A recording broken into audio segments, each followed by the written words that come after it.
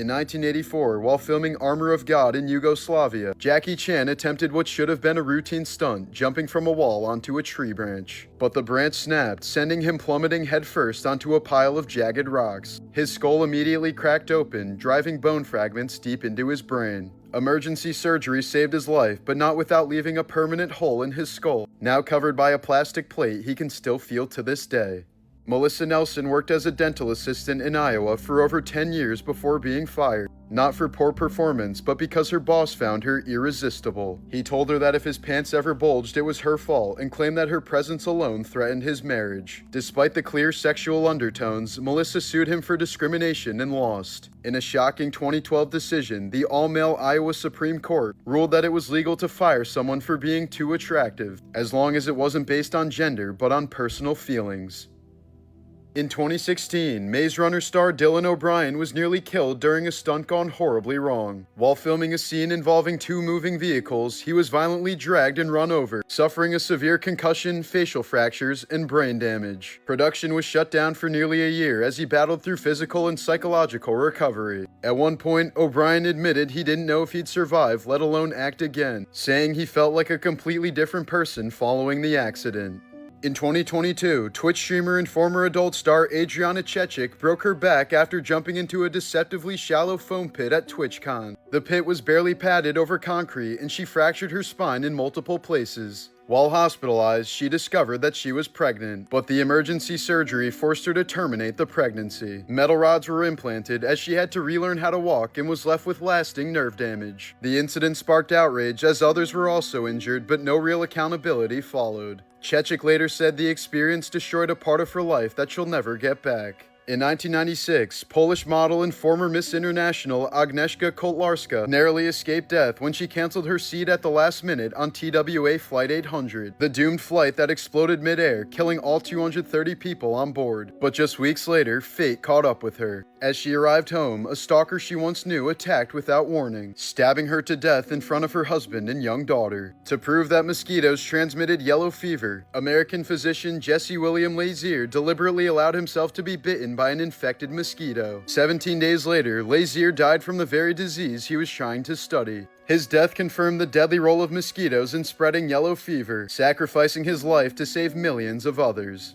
At age 15, actor Chad Michael Murray's intestines twisted around themselves in a rare medical emergency called a volvulus, cutting off blood flow and rupturing vessels. The blockage caused massive internal bleeding, and he collapsed before being rushed to the hospital. Doctors cut him open twice in desperate surgeries, untwisting and repairing his gut while removing damaged sections. He lost half of his blood, drifted in and out of consciousness, and lay so close to death that his family discussed last rites at his bedside. He was quickly hooked up to a critical blood transfusion, saving his life but leaving him with permanent scars and a gut rebuilt from the inside out. These haunting photos from 1960 show Otto Frank, the sole survivor of the secret annex, returning to the attic where his family hid for 2 years during Nazi occupation. In August of 1944, the Gestapo raided the hiding place after reportedly receiving an anonymous tip, though the betrayer was never definitively identified. This 2007 photo captured 8-year-old Christian Golczynski receiving the folded American flag from his father's coffin. Marine Staff Sergeant Mark Golczynski, who was killed by enemy fire in Iraq. The image became one of the war's most haunting symbols of sacrifice, a child forced to accept a flag in place of his father.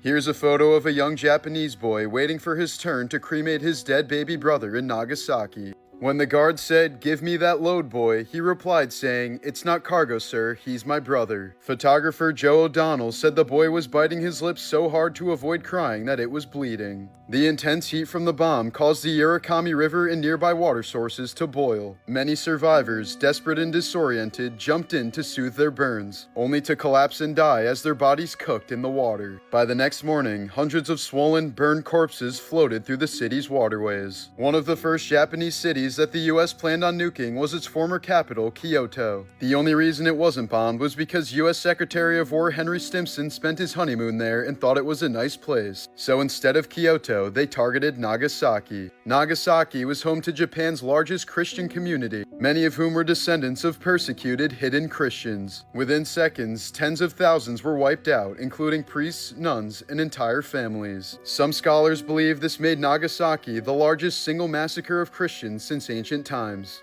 Because so many doctors, nurses, and emergency workers were killed instantly, many survivors went untreated for days, their flesh rotting while still alive. Entire families died huddled together, slowly bleeding, burning, or vomiting to death. Even months after the bombing, farmers in the outskirts of Nagasaki reported finding charred body parts, arms, legs, fragments of skulls scattered across rice paddies and hillsides, having been blown out of the city by the blast. On August 6, 1945, Tsutomu Yamaguchi was on business in Hiroshima when the first atomic bomb exploded. The blast ruptured his eardrums, blinded him temporarily, and left serious burns all over his body. 3 days later, he returned to his job in Nagasaki, and his coworkers called him crazy as he told the details of a single bomb destroying an entire city. Just a few hours later, a second atomic bomb was dropped nearby, wiping out most of Nagasaki, but Yamaguchi survived yet again. He's the only man who's officially recognized for surviving both nuclear explosions. Best known for her role on Modern Family, Sarah Hyland has undergone 2 kidney transplants and over a dozen surgeries due to a life-threatening condition called kidney dysplasia. While filming the show, she would often hold herself together just long enough to finish a scene, only to collapse in pain as soon as the cameras stopped rolling. After her first kidney transplant failed, she spiraled into depression and revealed she had actively planned for her feeling like a burden to those around her. For years, she quietly endured chronic pain, medication side effects, and body image issues, all while playing the role of a bubbly sitcom star. In 2017, a petty argument over a $2 Call of Duty wager spiraled into a fatal tragedy. After 2 gamers got into a dispute, one of them enlisted a known swatter to call in a fake hostage situation at an address in Wichita, Kansas. But the address given wasn't even the other players. It belonged to 28-year-old Andrew Finch, an innocent man with no connection to the game. When Finch stepped outside to see what was happening, a police sniper shot him dead within seconds despite Finch being unarmed. The swatter, Tyler Barris, was later sentenced to 20 years in prison, and the city eventually paid Finch's family $5 million. In February of 1978, 5 friends from Yuba City, California, all with mild mental disabilities or psychiatric conditions, went to watch a college basketball game in Chico and never returned home. The next day, their Mercury Montego was found abandoned on a remote snowy mountain road in the Plumas National Forest. The car wasn't stuck by any means. It was perfectly drivable, had a quarter tank of gas, and showed no signs of mechanical trouble. The keys were gone, and it was parked as if someone expected to come back. It wasn't until 4 months later when melting snow finally revealed the first few bodies. 3 of the men's corpses were found scattered in the forest between the car and a Forest Service trailer 19 miles away. Inside that trailer laid the 4th man, Ted Ware, wrapped in sheets and emaciated to just 120 pounds. He had grown a full beard, suggesting he had survived for weeks, but he starved to death, surrounded by enough canned food to last all 5 men more than a year. The food had been untouched except for a few open tins, and the propane tank outside had never been used to heat the trailer. The 5th man, Gary Mathias, was simply gone. Only his tennis shoes were found near Ware's body, implying he had left the trailer completely barefoot in deep snow. No other trace of him has ever been found. Why they abandoned the warm-stocked cabin, why they split up, and why they went up the mountain in the first place in the opposite direction from home all remain a mystery. Some believe they were chased, others think they panicked after a wrong turn, and some suspect Mathias' history of schizophrenia may have played a role. But after nearly 50 years, the case still remains unsolved. In June of 2011, Jackass star Ryan Dunn left a bar in Pennsylvania in his Porsche 911 GT3 after posting a photo of himself drinking just hours earlier. Minutes later, he was dead. The car was obliterated after slamming into a tree at over 130 miles per hour, killing both he and his passenger, newlywed Navy veteran Zachary Hartwell. The wreckage was so violent that the engine flew more than 100 feet from the car, and the impact tore the vehicle into 2 burning sections. The death was eerily foreshadowed. A year earlier, Dunn played a man killed in a drunken crash in the film Living Will. Friends had joked that his Porsche was a widowmaker that he'd eventually wrap around a tree, and in a 2002 interview, he said he'd probably die in a ridiculous way. The loss sent Bam Margera, Dunn's best friend, into a years-long spiral of alcoholism, depression, and multiple rehab stints, marking the start of his personal decline. The death left the Jackass crew devastated and sparked ongoing debates about drunk driving in the entertainment world. Conan O'Brien's world was rocked in 2024 when both of his parents, married for 66 years, died just 3 days apart. His father passed at 95, followed shortly by his mother at 92, leaving Conan to plan 2 funerals back-to-back before rushing overseas to continue filming Conan O'Brien Must Go. Still reeling from the loss, he was then forced to evacuate Los Angeles due to the raging wildfires. Conan later admitted he spent that entire period in a fugue state, emotionally numb and running on autopilot even as he hosted the Oscars. Tasmanian tiger was hunted to extinction after being falsely blamed for killing sheep, despite having jaws far too weak to take down large prey. The last known thylacine Benjamin froze to death while in captivity in 1936, just 2 months after the species finally gained legal protection. Croatian nurse Hedviga Golic died alone in her apartment in 1966 and was left undiscovered for 42 years. Her mummified remains were finally found in 2008 during renovations, after decades of neighbors assuming she'd simply moved away. Her electricity bills were quietly paid by the building's architect until shortly before her body was found.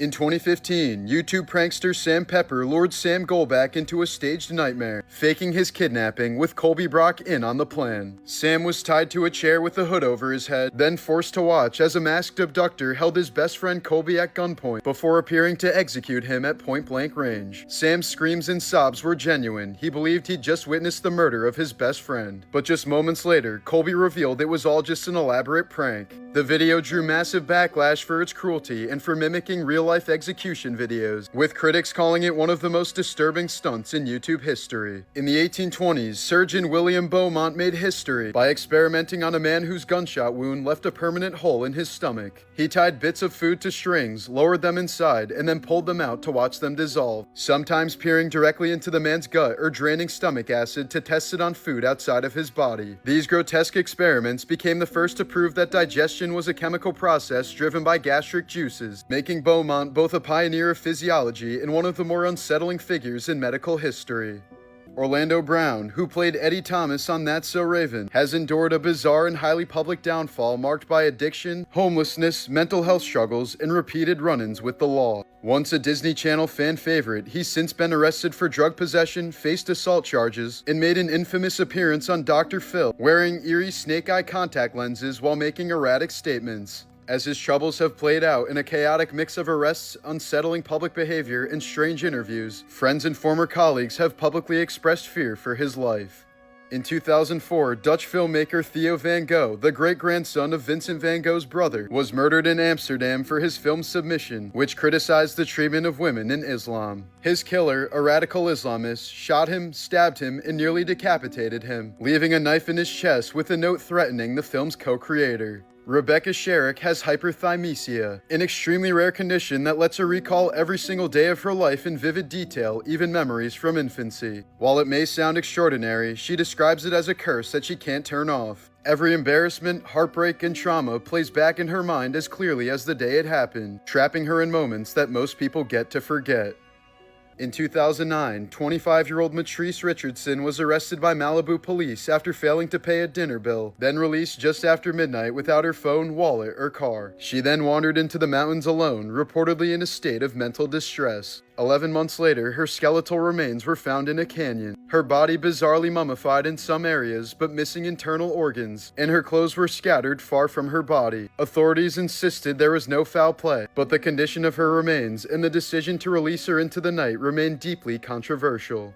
Rising French child actor and voice dubber Boris Roata was best known as the French voice of Kevin McAllister in Home Alone. But in August of 1994, at just 14 years old, he was struck by a car while cycling in the French Alps and killed instantly, cutting short a promising career that had only just begun. In 1901, outlaw Thomas Blackjack Ketchum was hanged in Clayton, New Mexico, the town's first ever execution. But with no prior experience, they miscalculated the rope length. When the trapdoor dropped, the force was so strong that it ripped his head clean off. His headless body dropped to the ground, and locals, rather unfazed, posed for postcards with the corpse, later turning the images into macabre souvenir postcards.